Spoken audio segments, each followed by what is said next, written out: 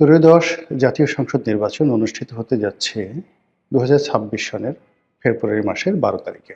আজকের দিনের যদি পরিবেশ পরিস্থিতি দেখেন, তাহলে সরকারের পক্ষে যারা এই মুহূর্তে আয়োজন করছেন, তাদের দৃষ্টিভঙ্গি, চিন্তা চেতনা, ভাবছ দেখলে মনে হয় তারা শতভাগ শক্তি নিয়ে, সামর্থ্য নিয়ে, আন্তরিকতা নিয়ে এই নির্বাচনটি অনুষ্ঠানের জন্য সর্বশক্তি নিয়োগ করেছে। এবং এই নির্বাচনের পথে যত বাধা আসবে সব বাধা তারা অতিক্রম করবে। আর এই নির্বাচনের মাধ্যমে শান্তিপূর্ণভাবে ক্ষমতা হস্তান্তর করে তারা বিদায় নেবে।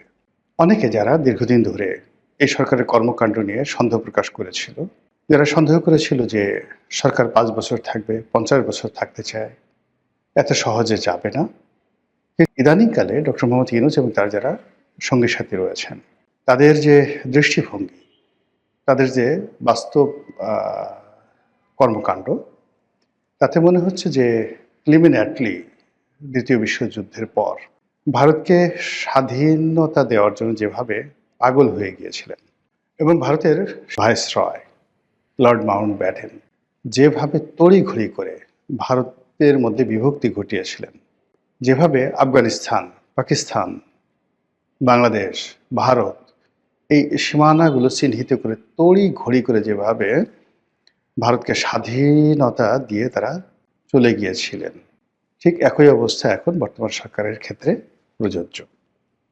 এখন তাদের অবস্থা হয়ে গেছে যে ছেড়ে দেমা কেঁদে বাঁচি। সমস্যা কোথায়? এক্ষেত্রে তো করে আমাদের সকলের খুশি হওয়া উচিত ছিল। আমরা যারা সাধারণ জনগণ, আমরা তো যে কোনো মূল্যে একটা গণতন্ত্র চাই, সুন্দর একটা নির্বাচন চাই। বাংলাদেশে নির্বাচনের মাধ্যমে একটি ভালো সরকার আসুক, তারা দেশ পরিচালনা করুক, তাদের ব্যর্থতাগুলো জনগণের ব্যর্থতা, তাদের সফলতাগুলো জনগণের সফলতা, এটাই গণতন্ত্রের ভাষা। কিন্তু বাস্তবে কিন্তু সেটা হচ্ছে না।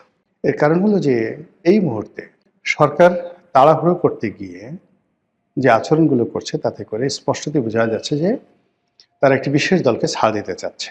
এবং এর ফলে কি হলো, তাদের দীর্ঘদিনের মিত্র জামায়াত ইসলামী এবং অন্যান্য যে সকল সংগঠন ছিল, এনসিপি সহ, তাদের জন্য এটা ইজ্জত কা সওয়াল হয়ে পড়েছে।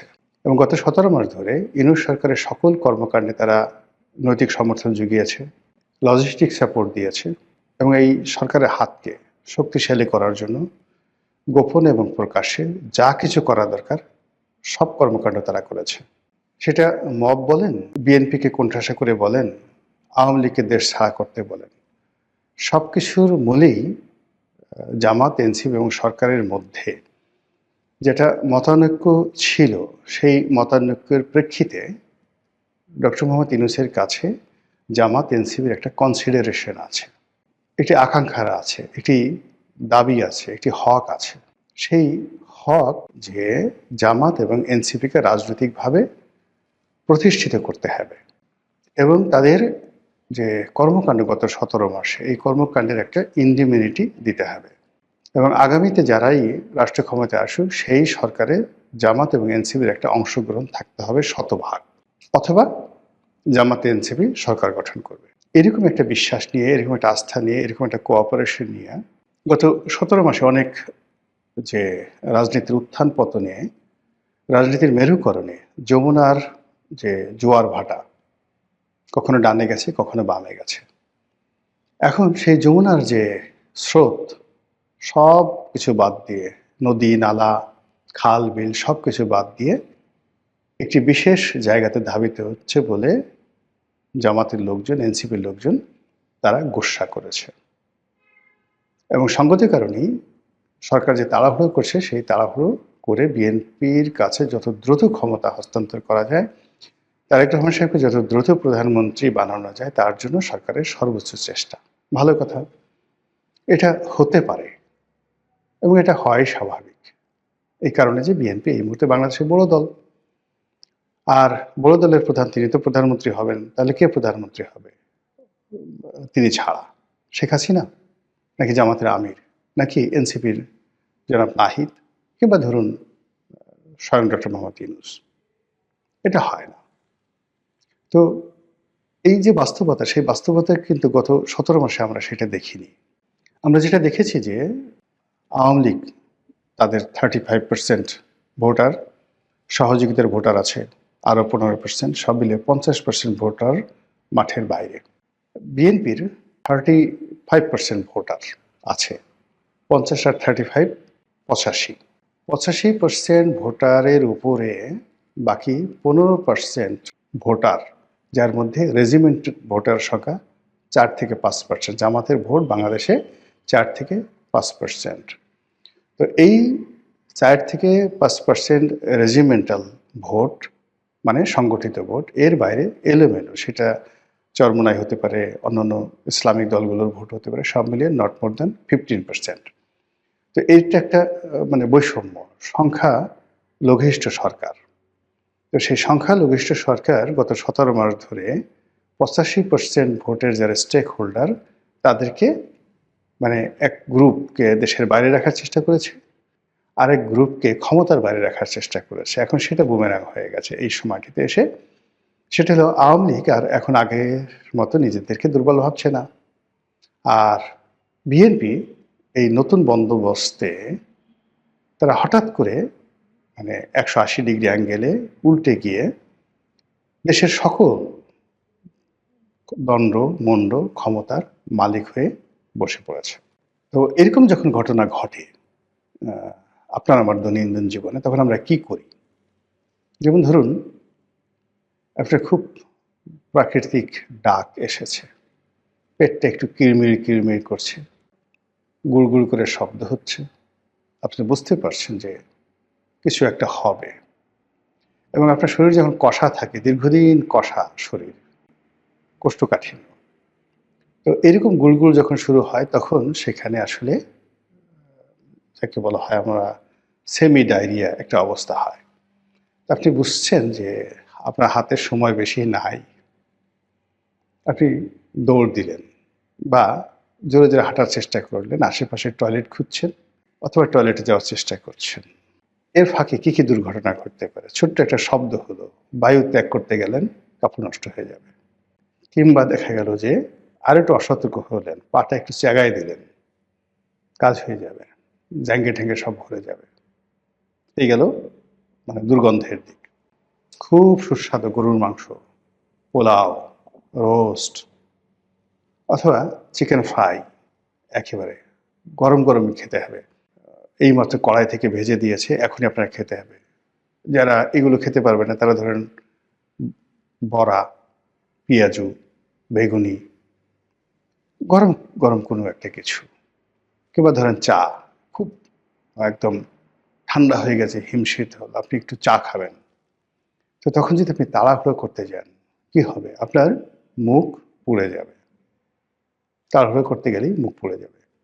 তো এক্ষেত্রে নির্বাচন নিয়ে যদি তাড়াহুড়ো যেভাবে করা হচ্ছে এবং যে কাজটি অনিবার্যভাবে হবে, সহজ সরলভাবে হবে, সেখানে অতিরিক্ত আগ্রহ দেখাতে গিয়ে, অতিরিক্ত ফর্মালিটিস দেখাতে গিয়ে, ওই যে আমাদের যে প্রাকৃতিক দুটো ঘটনা, বর্জ্য ত্যাগ অথবা খাদ্য গ্রহণ, সেখানে তাড়াহুড়ো করতে গেলে আমাদের যা হয়, এক্ষেত্রে সেটা হওয়ার সম্ভাবনা দেখা দিয়েছে। ২ নম্বর হলো যে আমাদের অতীতে বিএনপির জন্য আসলে একটা জিনিস দেখবেন, জমে জম টানে। মানে আপনার ঘরের সামনে ধরেন একজন জমদূত ঘুরে বেড়াচ্ছে, আপনার নাম ধরেন কালু মিয়া, কালু মিয়াকে মারার জন্য জমদূত তার ঘুরে বেড়াচ্ছে। পাশের বাড়ির টিডিক্কা, তাকেও মারার জন্য আরেক জমদূত ঘুরে বেড়াচ্ছে। এখন 2 জমদূতের মধ্যে হঠাৎ দেখা সাক্ষাৎ হয়ে গেল। তো তারা মিলিয়ে দেখলো যে কালু মিয়া এবং টিডিক্কা এই দুজনকে মারার জন্য তাদের ভিন্ন ভিন্ন সময়। তো কাজেই একা কষ্ট না করে 2 জন সদল বলে এসে প্রথমে কালুকে মারলো, তারপরে 2 জন জমদূত সেই যাকে বলা হয় গিয়ে একসাথে টিডিক্কাকে মারলো। এটা বলা হয় এই কারণে যে এই যে প্রাকৃতিক কিছু বিষয় থাকে, একটি সমস্যা আর একটা সমস্যাকে আরো বড় করে তোলে, জমজমকে টানে। তো সেই দিক থেকে সময়, কিছু ঘটনা, কিছু কাহিনী, এটি বেসিক্যালি একটি জম আর এক জমকে টেনে নিয়ে আসে। আওয়ামী লীগের জন্য যেমন ভারতের বন্ধুত্ব, এটি জমের মতো। আবার বিএনপির জন্য জামাতের বন্ধুত্ব, পাকিস্তানের বন্ধুত্ব, এটাও জমের মতো। তো সেই দিক থেকে যদি সময় বিবেচনা করেন, বিএনপির জন্য ফেব্রুয়ারি মাসটি ভালো না। আপনি দেখুন বিএনপি প্রতিষ্ঠিত হওয়ার পর থেকে আজ পর্যন্ত আপনি সেই ১৯৭৬ সনের ফেব্রুয়ারি মাস থেকে প্রতি বছর হিসাব করে দেখেন বিএনপির জীবনের যত দুর্ভোগ এবং দুর্দশা এই ফেব্রুয়ারি মাসে হয়েছে। সেই তুলনায় ফেব্রুয়ারি মাসে তাদের সৌভাগ্যের যে পরিণতি খুব মানে সৌভাগ্যের যে লক্ষণ খুব অল্প। আবার অন্যদিকে যদি আপনি জামাতের জন্য যদি সময়টা ধরেন, তাহলে জামাতের জন্য নভেম্বর ডিসেম্বর মাস হলো ভীষণ রকম খারাপ সময়। আওয়ামী লীগের জন্য আগস্ট মাসটি খুব খারাপ সময়, ভীষণ রকম খারাপ সময়। তাদের যত দুর্ভোগ দুর্দশা এই আগস্ট মাসেই হয়েছে, সেই ১৯৪৭ সালে ছাত্রলীগের মাধ্যমে। এনিওয়ে, বিএনপির যে একটা নির্বাচন হয়েছিল ১৯৯৬ সালে, সেই নির্বাচনটি ছিল ১৫ই ফেব্রুয়ারির একতরফা নির্বাচন। আপনাদের কি মনে আছে সেই নির্বাচনটা কেন হয়েছিল? ওই সময়টিতে একটি পার্লামেন্ট ছিল এবং সেই পার্লামেন্টের বাইরে রাজপথে রাজনৈতিক দলগুলো তারা তত্ত্বাবধায়ক সরকার ব্যবস্থা প্রবর্তনের জন্য আন্দোলন করছিল। কারণটা কি? মাগুরাতে একটা বিতর্কিত নির্বাচন হয়েছিল। সেই নির্বাচনে ভোট র্যাগিং থেকে শুরু করে ক্ষমতা প্রয়োগ করে তারপর সেখানে একজন প্রার্থীকে জিতিয়ে আনা হয়েছিল। এর বাইরে আরেকটা নির্বাচন হয়েছিল ঢাকার তেজগাঁয়ে, একটা উপনির্বাচনে বাই ইলেকশনে মোসাদ্দেক আলী ফালুকে জেতানোর জন্য বিএনপি প্রশাসনকে ব্যবহার করে যে কাজ করেছিল, এর ফলে বিরোধী দলগুলো মনে করলো এই সরকারের অধীনে কোনো নির্বাচন হতে পারে না, তত্ত্বাবধায়ক সরকারের দাবিতে তার আন্দোলন গড়ে তুলল। এবং এই আন্দোলন এসে এমন একটা পর্যায়ে পৌঁছে গেল যে আওয়ামী লীগ, জামাত থেকে শুরু করে সংসদের সকল বিরোধী দলগুলো এক হয়ে গেল এবং তারা একসঙ্গে পদত্যাগ করল। বিএনপি সর্বশক্তি নিয়োগ করলো, তাদেরকে দমানোর জন্য কিচ্ছু হলো না। নির্বাচনের শিডিউল হলো, সমস্ত দলগুলো নির্বাচন বর্জন করল। ফলে বিএনপিকে একা নামকা অবস্থায় একটা নির্বাচন করতে হলো।